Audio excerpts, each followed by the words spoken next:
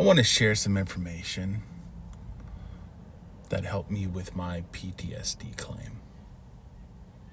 We're going to review service connection claims for PTSD from 100% to 0%. As a reference, I'm going to use some information that I found online. It's the general rating formula for mental disorders. This comes from the CFR, the Code of Federal Regulations.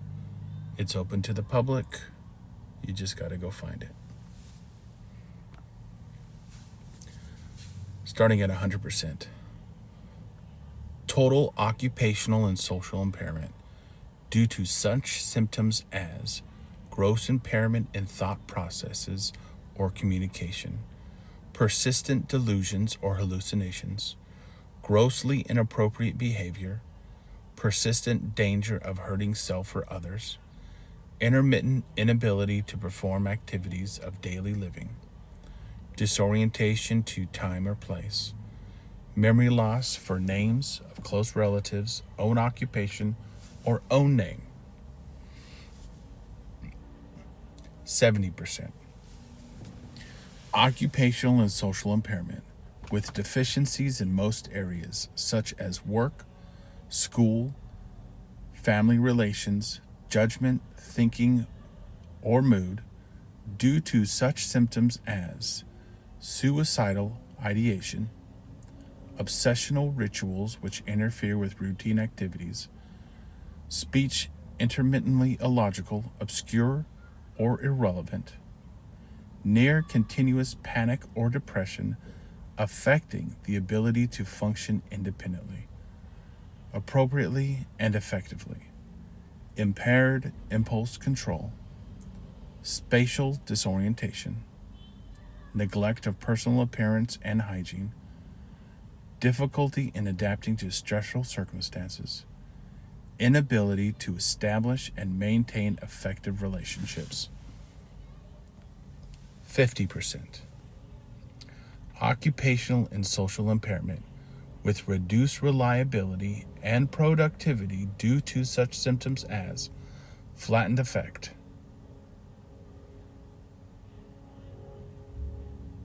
circumstantial stereotype speech, panic attacks more than once a week, difficulty in understanding complex commands, impairment of short and long-term memory, impaired judgment, impaired abstract thinking, disturbances of motivation and mood, difficulty in establishing and maintaining effective work social relationships. 30%.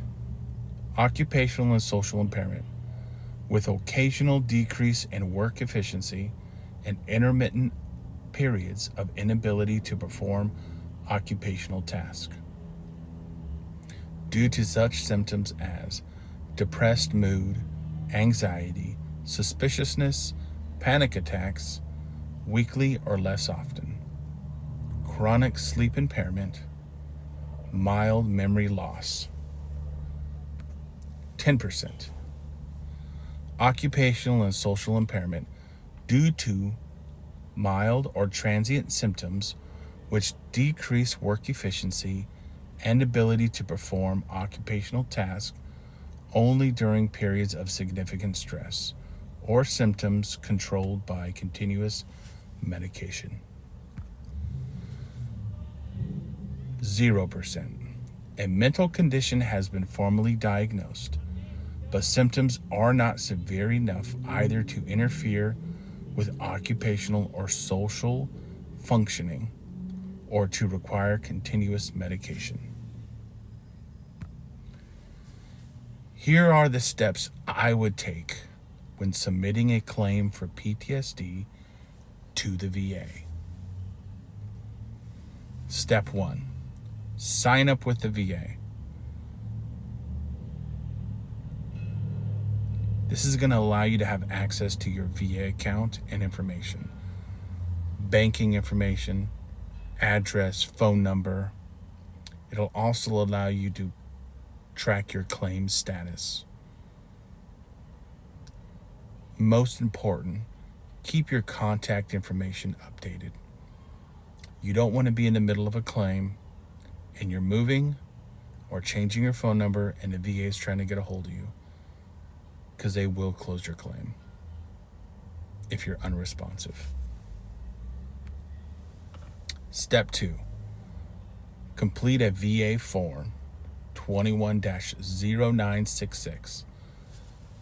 This is your intent to file a claim for compensation or pension or survivor's pension or DIC. Basically telling the VA, in the next year, I plan to submit a claim. So save this date.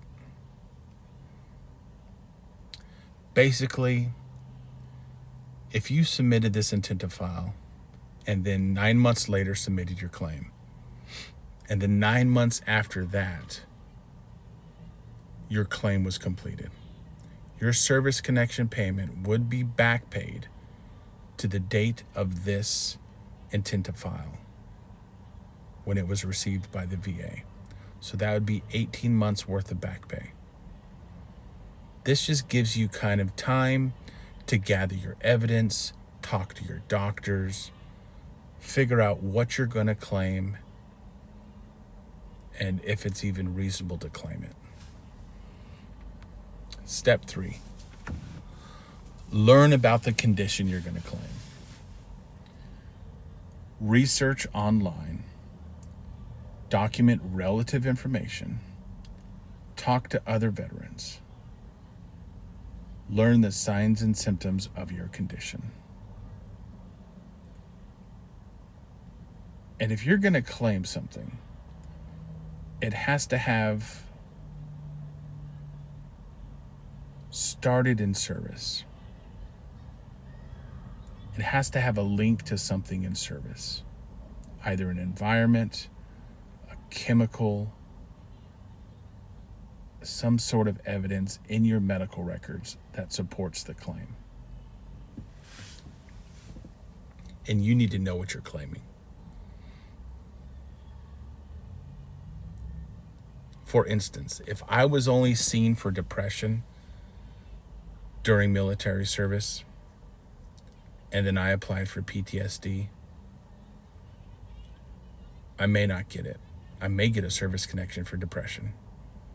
So be prepared. Step 4, talk to a medical professional. Get treatment for the condition. Ask about diagnosis and treatment. What condition will be claimed? You need to be specific.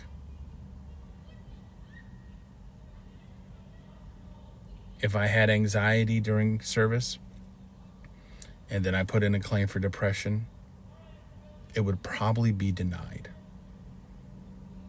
You have to figure out what you were seen for in service, if you were seen for it. A lot of times we let the mental health kind of fall to the wayside and we don't get help for it. So then you have to identify an event or something in service that happened that was the beginning of your mental health issue. Step 5, complete a VA form 21-4138. Write a statement about the claimed condition.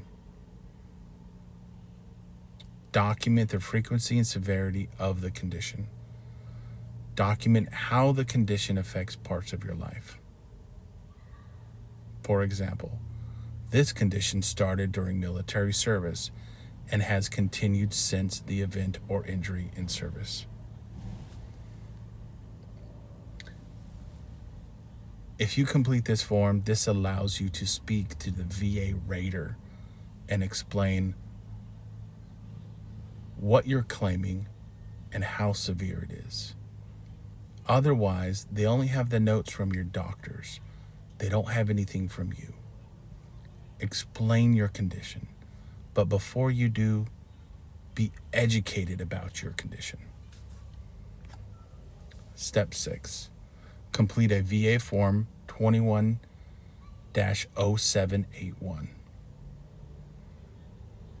This form is optional, but if you are submitting a claim related to mental health conditions, this form could help your claim.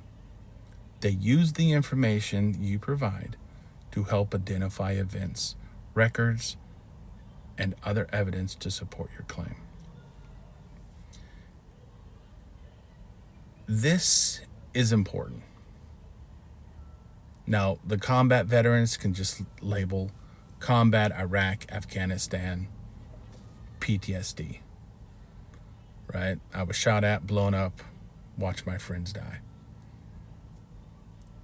Now, sometimes the mental health condition wasn't triggered by a combat environment. This helps the people at the VA identify those events. What if somebody was in a horrible car accident on liberty or leave on the weekend, and you're saying your anxiety, your depression, your PTSD is coming from that? You have to tell them that in some way. This is the document that allows you to leave the breadcrumbs, point the arrows, saying this is the incident that triggered my mental health condition. Step 7. Complete a VA Form 21-526CZ. This is your claim for compensation. Complete this. It's about 12 pages long, starts on page 9. You can find it at va.gov, find forms.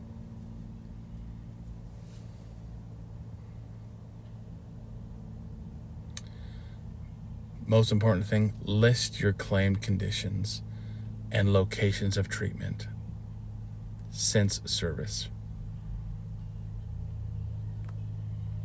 Step 8, you're going to have exams. Attend the exams. Request a reschedule if needed. Request an additional exam if the first one wasn't thorough. If you have multiple claims pending, ask the doctor what condition this exam is for. Ask the doctor if they received copies of your military medical records from the VA. Be prepared to be examined for the conditions you are claiming.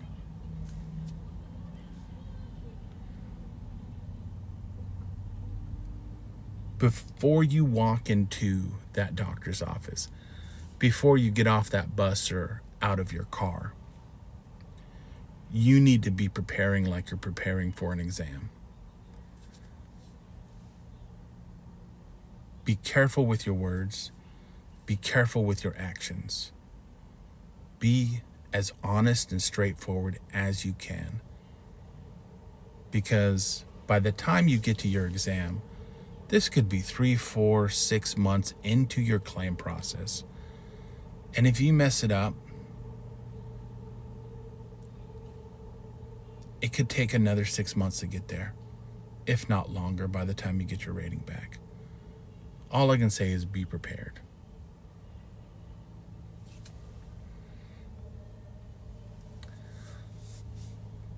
Follow through with the claim process. Communicate with the VA. Respond to requests for information. Sometimes you're only going to have 15 to 30 days to respond. And if you don't, that could cause a closure of your claim. Submit additional evidence if needed. It's always needed. Submit it. Supporting statements from friends, families, people you served with, right? Maybe something happened and the only evidence of it is a newspaper clipping. Go get that and submit it. Prove you were there. Prove it happened. Because sometimes that's the only link they need. You could be diagnosed with PTSD, depression, anxiety, but we can't prove something happened in service, right? And you got to help do that. Don't put it all on the VA. That's on us veterans. If you have issues, contact the VA. 1-800-827-1000. Contact the VA about exam issues. If the CMP exams are scheduled at a VA facility, contact their CMP department with any issues. Sometimes that's just communication between the offices and you. Sometimes they'll mail you letters. Hey, you have a doctor's appointment. And you'll get it 2 days before the exam. And you're like, I got to work. And I can't not pay my bills. If the CMP exams are scheduled with a contractor, get their contact information. And you can get that by calling the VA. Be like, hey, who's my contractor? What's their contact number? Call them, schedule, reschedule, attend your exams, and then wait for your rating. God bless. Have a good day.